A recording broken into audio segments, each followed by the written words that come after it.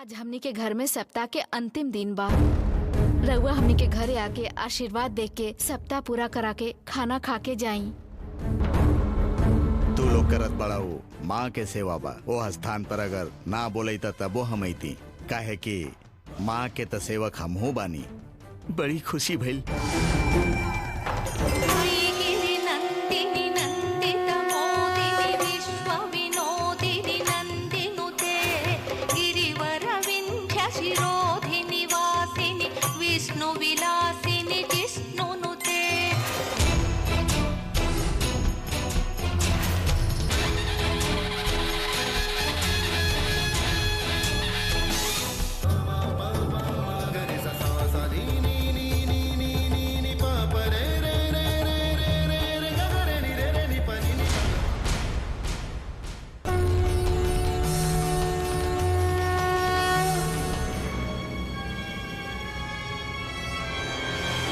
जी राजमाता राजलक्ष्मी जी, रात घर में कोनो कार्यक्रम रहे तो राउर खुशी छलक के दिखेला।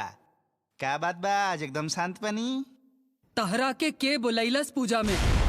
मतलब कोनो कहावत ना बोलब, इक्के बात बोलब, बिन बुलावल मेहमान।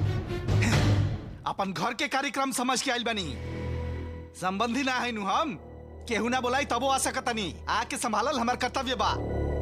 यार पोता विद्याशंकर के ट्रैवल शुरू करे खातिर कितना भागल बनी पता बा? अभी देखी सब ठीक हो गई। तू आइला, अच्छा कइला। खाना हो गईल ना, अब सवारी जा सकत बा। तहरा तो रात में जौन दुकान खुलेला ओजा काम होई। हमार कहानी छोड़ी ना, आपन कहानी बोली। सप्ताह के अंतिम दिन जब राउर पति वापस आजी हैं, तब माँ के चांदी के बिछिया बना के देव कहले रही ना। कहाँ आगे ना के ले राउर पति? करिश भाई ना बोला। मनौती मंगले रही हम, पूजा करे वाली हम हैं, लेकिन हमार मनौती सफल करे वाली माँ है। अगर वो पूरा ना कैली, एकरा में तहरा काहे दर्द उठता? दर्द उठल बा रउआ, हमारा पता बा। लेकिन गांव भर के लोग रउआ बारे में का बोले ले रउआ नहीं खे पता। अंतिम समय पर समाज में कैसे जिए के बाद रउआ समझ होके चाहिए। रउआ माथा पर कुमकुम, बाल में फूल लगा के सुहागिन बन के गाँव भर घूमत रहिला। राउरी सुहागिन बन के घूमे पर राजलक्ष्मी सेज के सुहागिन कह के पूरा गाँव हंसेला रउआ पर।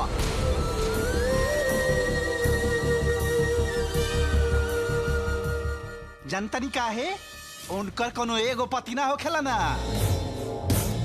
जौन ओ दिन ओकरा साथे रहेला उहे ओकर पति होखेला। काहे कुत्ता निहन भोंक रहल बाड़े? भोंक हम नहीं खी रहल लोग।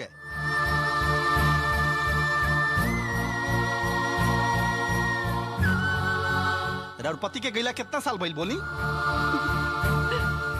पिछला साल श्री चक्र दिखे चाहत रहे ना, दिखल का? पूरा 22 साल हो गइल बा। बोली ना, अभी वो कहाँ बाड़े रुआ पता बा? और संपर्क में बाड़े क्या? उनकर कोनो खोज खबर मिलल बा? ना मिलल बा तो बताई ना। उनकर कोनो पता नहीं खे। और रउआ ए तरह गौरी के तरह सिंगार करके गांव में घूमब त कुकुर भी भौंकी और गदहा भी लात मारी।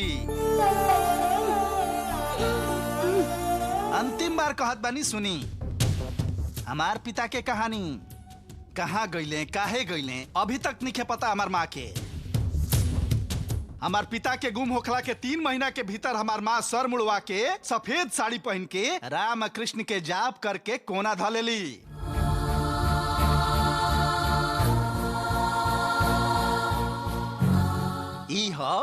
इह पतिव्रता धर्म।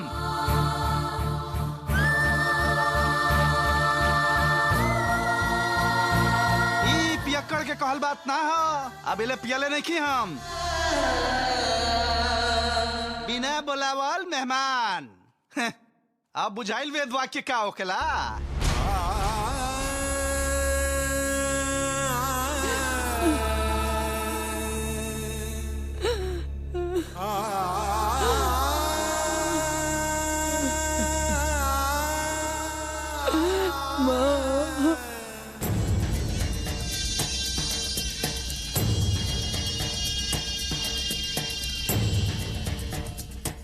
माँ के उपासक बानी रउआ। रउआ खुद घर में आके सप्ताह के मंगल आरती करनी हमनी के पुण्य बा। ई पान कसैली स्वीकार करके आशीर्वाद देहब तो हमनी के जन्म सार्थक होखी, हमनी के पुण्य मिली। आशीर्वाद देही। हम रउआ सामने एगो मांग रख रहल बानी। राउर परिवार के स्वीकार्य होई तो हम पान स्वीकार करके आशीर्वाद देब। मालिक, रउआ मांग कह के मत बोली, आज्ञा दीही। रउआ सामने नतमस्तक होके हमनी राउर आज्ञा मान लेब। बोली ना का बात बा।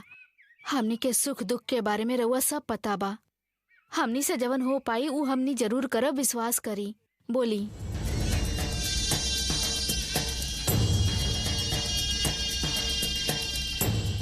बहुत साल से रउआ लोग यहाँ बानी। राउर पिता, रउआ, राउर बच्चा, सबके तब से हम देखत आ रहल बानी। हमार वंश के जैसन ही राउर भी वंश बा। भगवान के भक्ति रउआ लोग समर्पण से कर रहल बानी। होकर राउर बेटी के कल दुर्गा सप्ताह साक्षी बा। भगवान के भक्ति ना करे वाली के ओ माँ के आराधक होकल हमरा बहुत बढ़िया लागल। ऐसे में राउर परिवार हमार परिवार एक हो जाई त दैव कार्य और सरलता और समर्पण से आगे बढ़त रही। ये हमार इच्छा बा।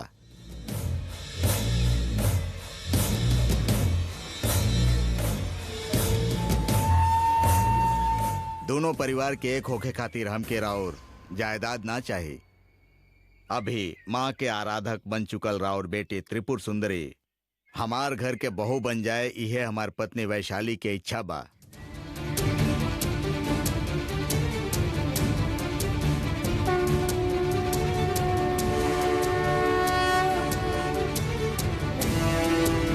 और यह माँ के भी इच्छा बा।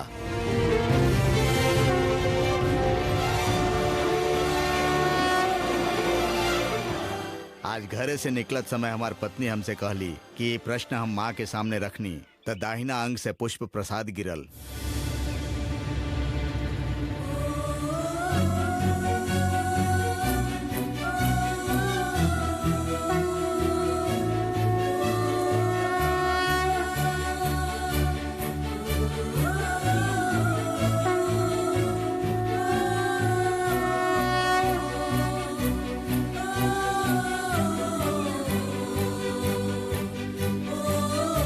रउआ दोनों के देख के ऐसन लागत बा कि राउर मन में कोनो डर बा।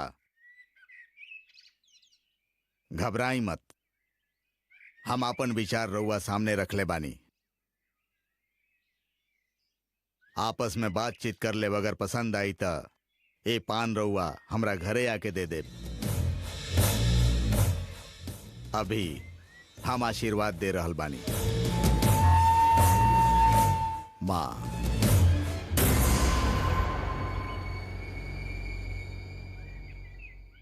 एगो बात हम स्पष्ट कर देत बानी, एह में हमार कोनो भूमिका नहीं है।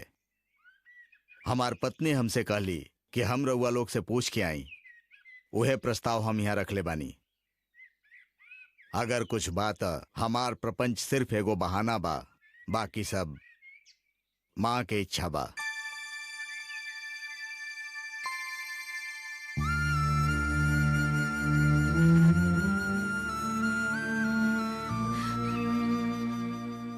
ललिता, ललिता,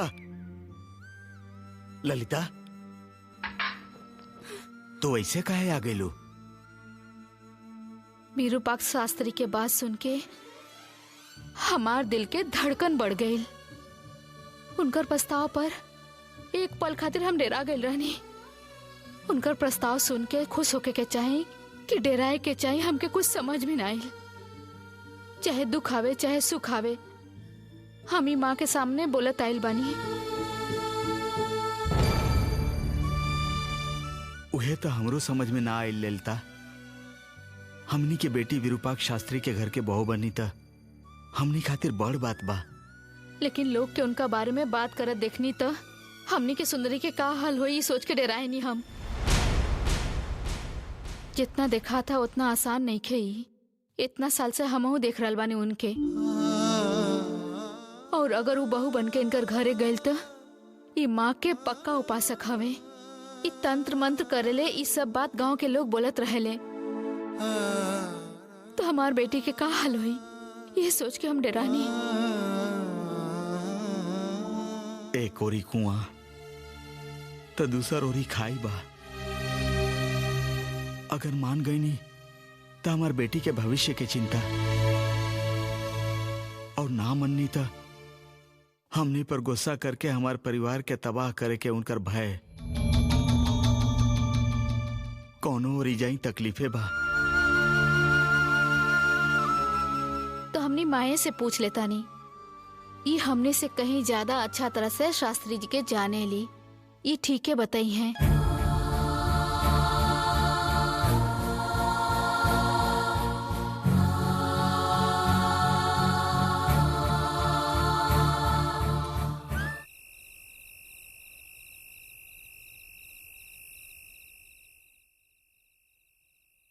सुनी, जल्दी आई।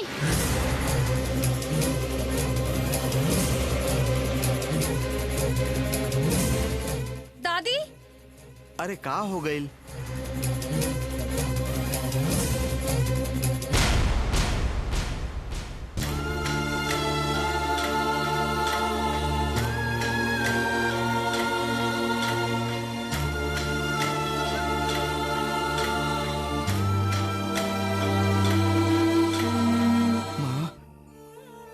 माँ का कर रहल बाड़ू? ये सब काहे कर रहल बानी?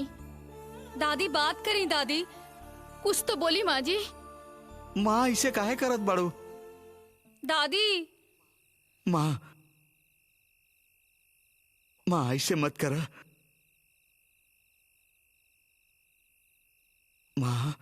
माँ, हम रउआ से भीख मांग के एगो मनौती मंगले रही।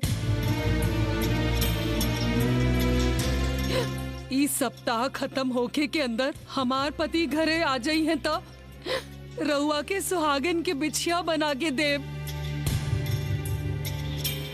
सप्ताह खत्म हो गई, रउआ हमार मांग पूरा ना कईनी, फिर भी हमार मनौती रउआ के सौंप रहल बानी। ली माँ, ले ली। सुहागिन के दगिना ना, विधवा के भाग्य बा माँ, विधवा के भाग्य बा।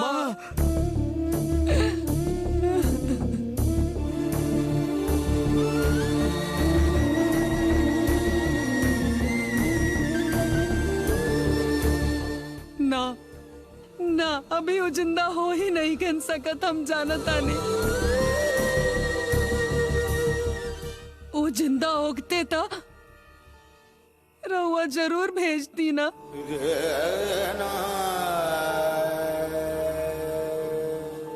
गांव के लोग जौन बोल रहल बाड़े वो एकदम सच बा। हमरा सुहागिन के सिंगार करके ना घूमे के चाहिए। लोग सही कह रहल बाड़े माँ। शेखर, तहार पिता कब मरले पता नहीं खे, लेकिन हमके उनकर खातिर आपन कर्तव्य करे के चाहिए। उनकर आत्मा की शांति मिले के ही चाहिए। तू अगला अमावस्या के आपन पिता के नाम पर तर्पण कर दो बेटा।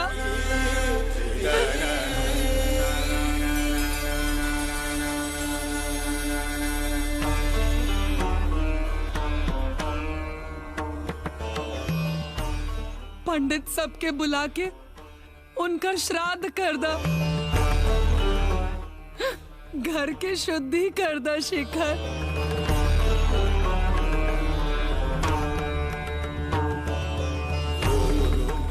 माँ, ठीक बात ना है।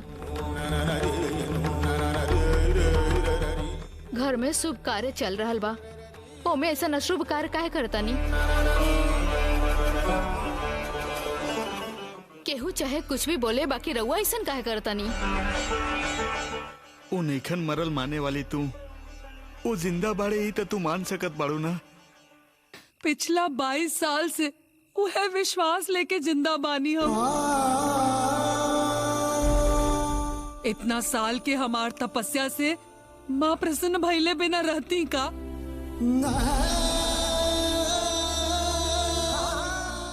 कुछ भी देवे के शक्ति रखे वाली माँ के जान वापस देवे के शक्ति नहीं खे का?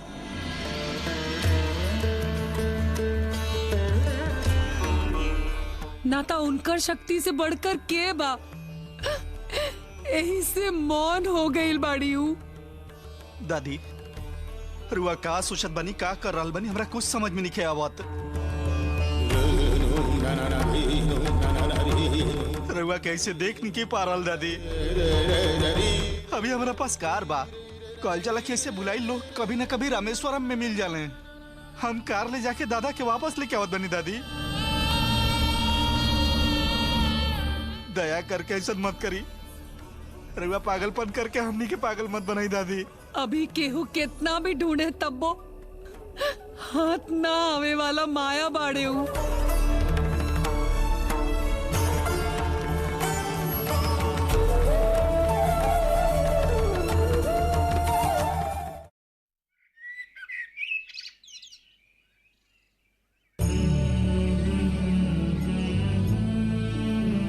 कौनो समाधान करी, माँ सब बात में अति करेली। ससुर जी ना आई है इस सोच के वो बहुत उदास हो गई है। आज अकेला छोड़ दी ही, कालू शांत हो जाई है तो बैठ के बात कल जाई। ससुर जी आई है ये उनके विश्वास रहे, ना आइले तो उनका आघात लागल बा। पूजा के समापन सब अच्छा से भइल, सबके दक्षिणा अच्छा से देहनी। जितना लोग आयल रहने खुश होके गईले, लेकिन रउआ के खाना खाए के समय का हो गई रहे। चाय बना के ले आई का? अब तो उपवास नहीं खे ना। हमरो परिस्थिति समझ में आवेला। तू का खेले बाड़ू? सप्ताह पूरा हो जाए ओकरा बाद हम खाना खाए भी है न कहत रहलू तू। हम तो स्वाद देखे में भी कुछ न कुछ खा लेत रहनी। पहले तू खाला। तू जैसे कहलू वैसे आज के दिन जाए दा। हम माँ के कैसे हूँ धीरज बंधाई।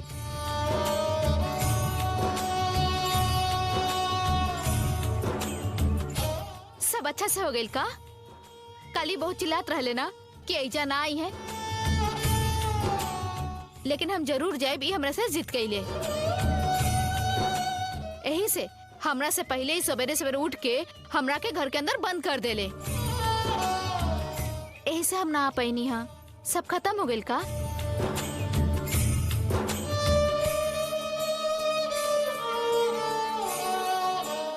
का भइल दीदी? जीजाजी का भइल? सप्ताह के अंतिम दिन सब कुछ अच्छा से हो गई, बताई ना हमके। का भइल?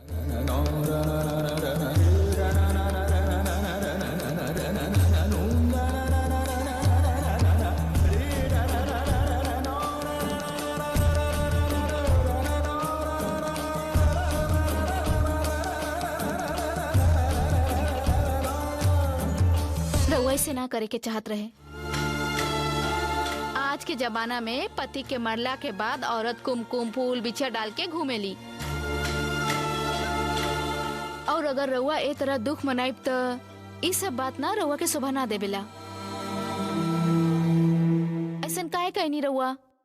22 साल पहले उद्भव होके वाला श्री चक्र के बारे में बहुत बात करत रहन। पता ना काहे श्री चक्र के इतना भक्ति करत रहन। सामने दिख रहल मूर्ति में केवल माँ बाड़ी,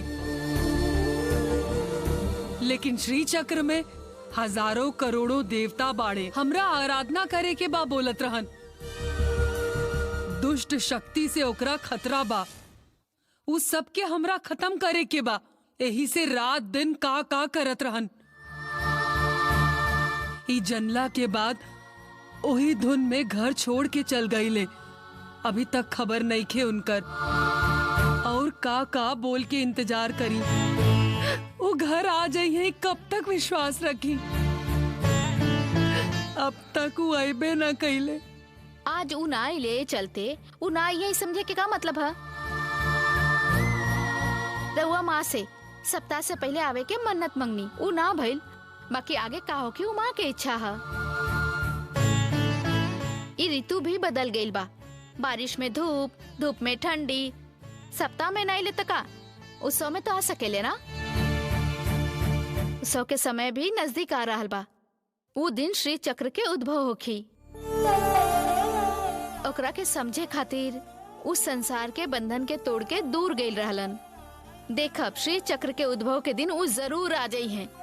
ना बेटी, अभी तक वो बाड़ी सोच के सुहागिन की तरह घूमत रही हम।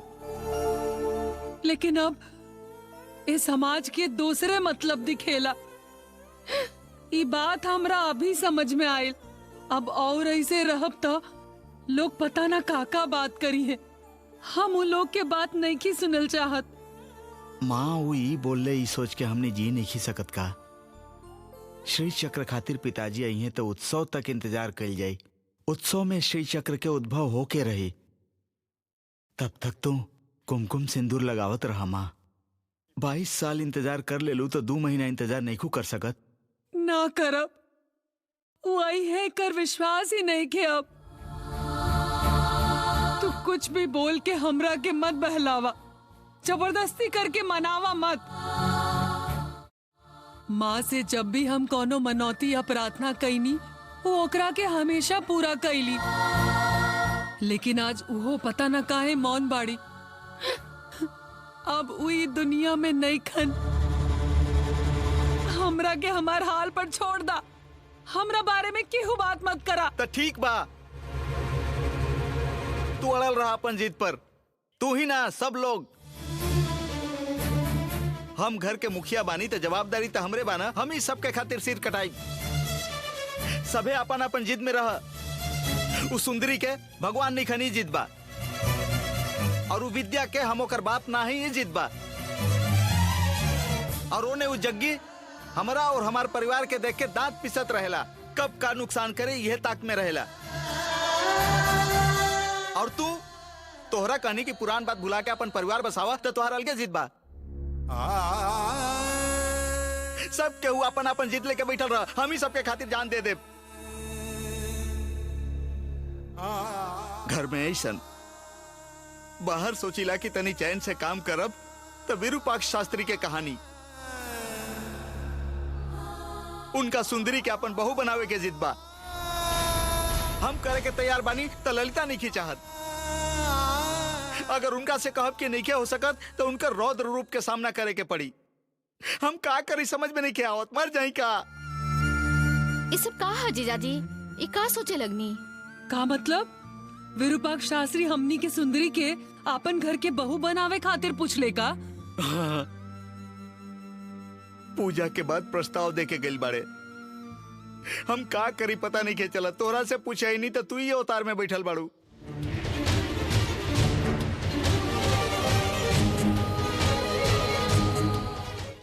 विरूपाक्ष शास्त्री माँ के पुजारी बाड़े, दुनिया जाने ले। वो विज्ञान के पढ़ के समझ ले बाड़े। ऐसन आदमी के घर से रिश्ता आइल बा, पिछला जन्म के पुण्य ह। सुंदरी उनके घर के बहू बनी त हमनी के हैसियत और इज्जत बढ़ी। ओकरा हमेशा माँ की सेवा करे के सौभाग्य मिली। सुंदरी ओ घर के बहू बनी त अच्छा होखी। हम ता ये कहब। पता ना काहे हमरा लगता ना करे के चाहिए। रउआ जौन बोला तनी ओकरा हिसाब से आचार विचार करे वाला बाड़े। लेकिन हमनी के सुंदरी सबके खिलाफ बिया। अब हमनी के सामने कोनो रास्ता नहीं खे। एक तरफ कुआं बा तो दूसरा तरफ खाई। हमनी माता पिता हो के ओकरा हाथ से कबो पूजा पाठ ना करवा पैनी। ऐसे में उनकर घरे गइल तो हर रोज सांप और नेवला के तरह घर में लड़ाई होखी। एक ऐसन धर्म संकट बा। पहले ही बात आयल रही तो इनकर साथ ना चाहिए सोच के हम कहीं और जाके रह गए रहती। बाकी अब तो वो हमार परिवार के इतना सहारा देले बड़े। हमार सुंदरी के ओकर पढ़ाई के हिसाब से काम और विद्या के ओकरा हिसाब से कारोबार हमरा के खाना बनावे के काम से हटा के देख रेख के काम दिले। इस सब उनकर कृपा बा और उनकर ऋण बा। ना तो बोल नहीं सकत, का करी समझ में नहीं आवत।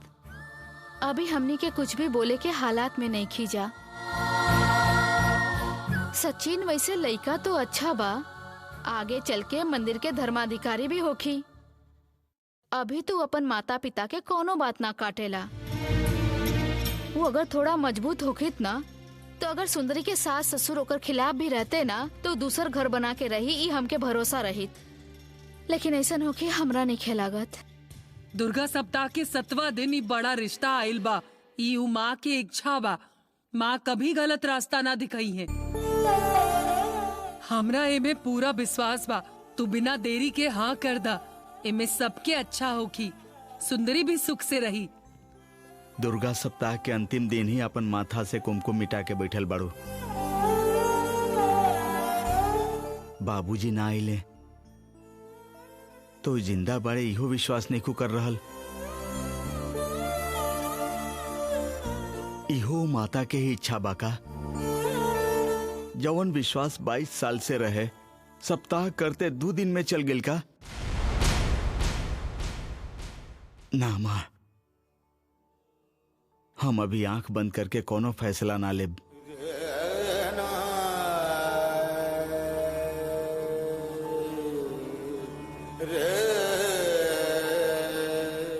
सुंदरी जी, राउर हिसाब उनकर हिसाब से मिलने के रहल, चेक करी।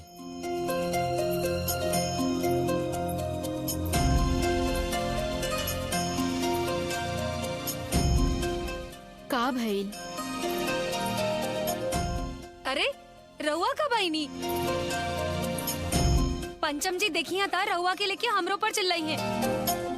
हिसाब गलत भइल बा, यही से डटले हाँ। रहुआ यहाँ से जाई, हमार माथा मत खाई। तू अपन चिंता छोड़ा, समस्या बतावा। उ कहा कि कितना बार हिसाब कर लेनी तब भी गलत हो रहल बा। गलती कहाँ हो रहल बा पता नहीं के चलत। ई तो बहुते सहज बा। अंक के दाम में अगर फर्क होखी तो ओकर जमा ज्यादा आई और कम भी होखी, समझ गेलू ना तू? ई गणित ह, संख्या शास्त्र। केहू कितना बार भी करे ओकर हल उतने आई। राउर पंचांग की तरह नहीं खे, एक बार कृष्ण पक्ष तो एक बार शुक्ल पक्ष। ई दुनिया और संसार में सब कुछ बदलेला, महामाता के छोड़ के। ऊ कैसे हो सकत बा? 5 की तोड़ब तब्बो 5 बा। 9000 साल पहले भी 5 और भविष्य में भी 5 ही होई।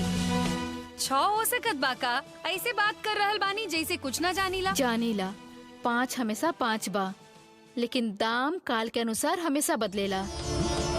तहर दादा के जमाना में 5 रुपया में महीना भर के खर्चा चलत रहे और 20 पैसा में घर में बैठ के खाए जितना आटा चावल सब मिलत रहे।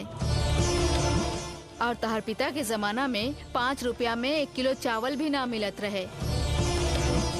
और तहर जमाना में वो 5 रुपया में 1 लोटा पानी भी ना मिलेला। अब तू ये बतावा, 5 के दाम पहले कितना रहे, अब कितना बा और आगे कितना हो सकेला, बतावा। मनुष्य के बदले के वजह से ही सब सामान के दाम हमेशा बदलत रहेला। कालाय तस्मै नमः। और उ माँ के दाम एक के बा, कोनो भी काल में ना बदले वाला। उनकर दाम कितना बा ता हमरो पता बा। उनकर कृपा पावे खातिर, उत्सव करे खातिर, कुमकुम सेवा खातिर, अलंकार सेवा खातिर और प्रसाद खातिर सब कुछ तय बा। और उ रउआ जैसन बोलनी बदलते रहेला। इतना सब सेवा करके भी अगर तृप्त भइली त वर देली त देली, न त ना। उनका से विरूपाक्ष शास्त्री अच्छा बाड़े। कोनो सेवा ना कैला पर भी हमरा के लिखा पढ़ी के काम, विद्या के ट्रेवल्स की कंपनी, हमार पापा के काम में तरक्की, इतना सब कैले। हाँ, राउर माता जी केहू खातिर इतना सब कुछ कैले बाड़ी का? इंसान जब भी सहायता करेला ना तो वो ओकर हिसाब रखेला। ओमे स्वार्थ रहेला, मुख्य रूप से वो शाश्वत नहीं खे। माँ जवन मन से सबके देवेली ना, वो सब शाश्वत बा, स्थिर बा। मतलब हमरा मिलल काम सब चल जाई का? ऊ कोनो शाश्वत नहीं खे का? आ भी सकता और नहीं खे भी जा सकत। लेकिन ये इतना सब कुछ मानव सहायता से पावे के वजह से ओकर प्रति सहायता ओकरा से 2 गुना ज्यादा देवे के अवसर आ सकता। ई का रउआ जब कभी आइला कुछ न कुछ बोल के जाइला, हम सोच में पड़ जाइला। तू आराम से सोचा तो के दाम पैसा सब पता चल जाई। सही समय के तू इंतजार करा। कालाय तस्मै नमः।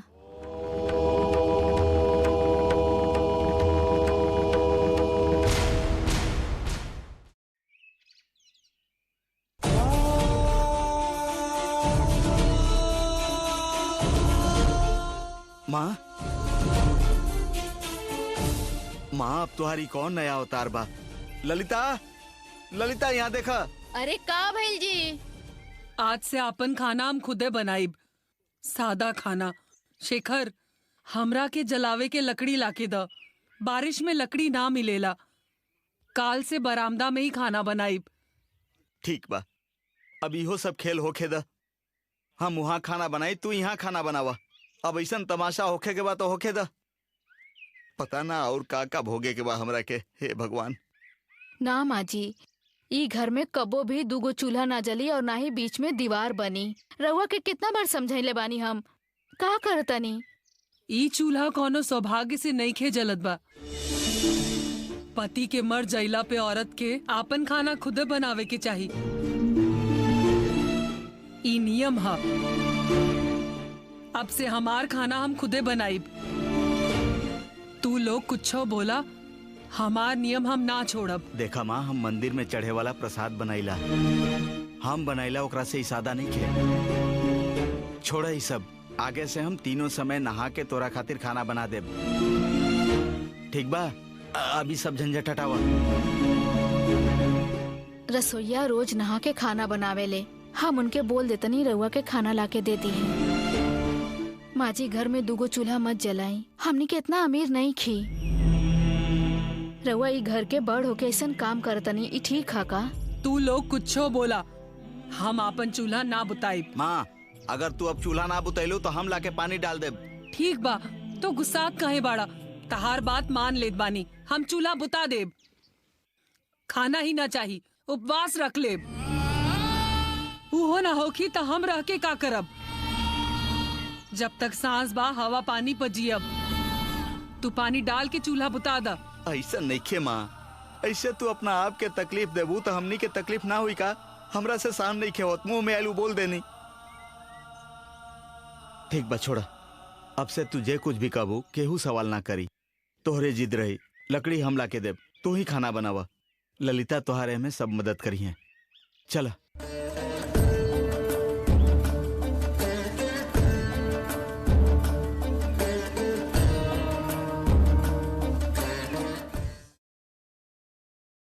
ई का किलो हिसाब करे में गलती हो रहा बा। मजदूरी के हिसाब में कोनो गलती ना होके के चाहिए। तहार गलती के हमरा दंड भरे के पड़ी, समझ लो। ना, हम ठीक करत बानी। समझ में नहीं खे आवत की गलती कहाँ होता। गलती पता चले तब्बो, ना पता चले तब्बो मंदिर के नुकसान हो रहा बा। चलो दो हिसाब लिखे चलल बाड़ी। देखा सब गलत बा। एगो चाय लेके आओ।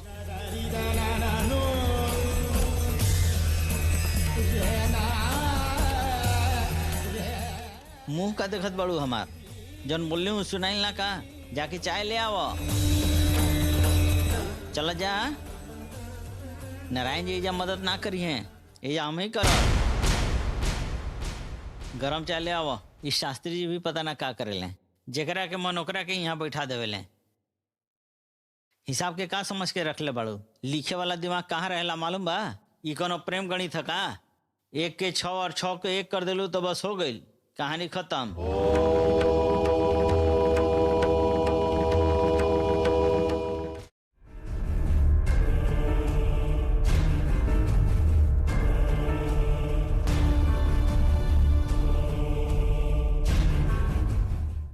पता रहे तू ऐसे ही करबू, हमरा पता रहे। अब का भइल? बीमारी तारा पिताजी के होखी, हमरा जैसन आदमी के बीमारी ना होखेला। का भइल हमरा के बताई ना। हमरा चीनी के बीमारी बा, चीनी नहीं खे डालल में। कोनो काम करो तो मन लगा के कल करो, मन लगा के। तार तो मने नहीं खे लागत। भैया झाड़ू लगा दी का? मत मारा, तू जाके दूसरी जगह लगावा। यहाँ सुंदरी झाड़ू मारी। ठीक बा भैया।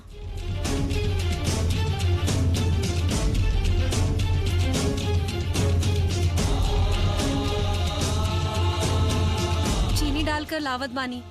मंदिर में इतना साल से काम कर रहल बाड़ू, आचार विचार तोहरा कुछ नहीं मालूम।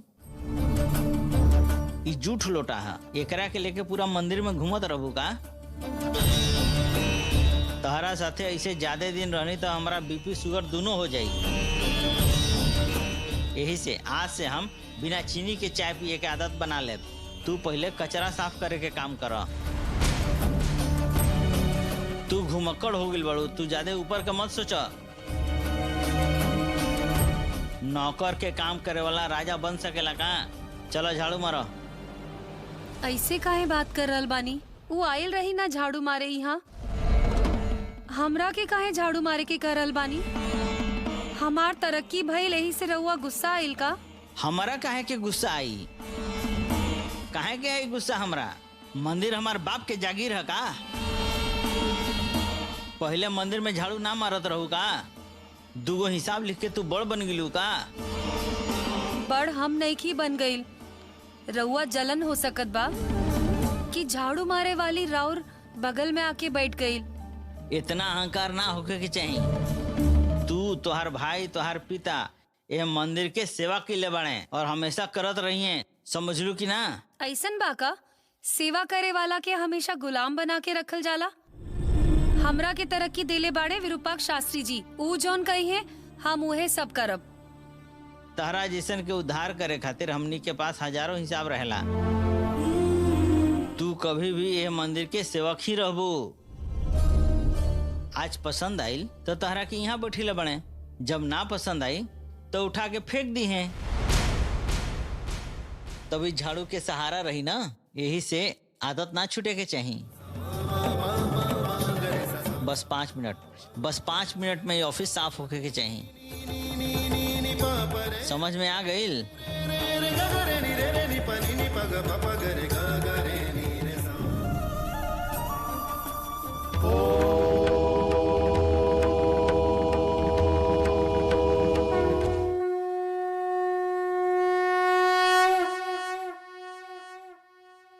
उनका से विरूपाक्ष शास्त्री अच्छा बाड़े। कौनो सेवा ना कैला पर भी हमरा के लिखा पढ़ी के काम, विद्या के ट्रेवल्स की कंपनी, हमार पापा के काम में तरक्की, इतना सब कैले। हाँ राउर माता जी केहू खातिर इतना सब कुछ कैले बाड़ी का? इंसान जब भी सहायता करेला ना तो वो ओकर हिसाब रखेला, ओमे स्वार्थ रहेला। मुख्य रूप से वो शाश्वत नहीं खे। माँ जवन मन से सबके देवेली ना वो सब शाश्वत बा, स्थिर बा। मतलब हमरा मिलल काम सब चल जाई का? ऊ कोनो शाश्वत नहीं खे का? आ भी सकता और नहीं खे भी जा सकत।